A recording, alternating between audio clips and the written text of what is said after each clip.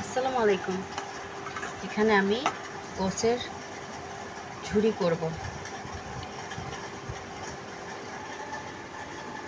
গোছটা আমি এখানে আগেই একটু রেডি করে নিয়েছিলাম, হালকা ভাজা দিয়ে নিয়েছি। এখন ফাইনাল ইয়েটা করব, পেঁয়াজ এবং রসুন।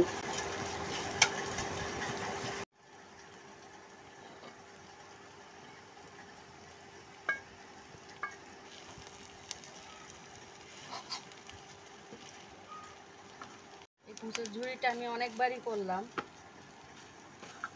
কারণ এটা আমার অনেক বেশি ফেভারিট।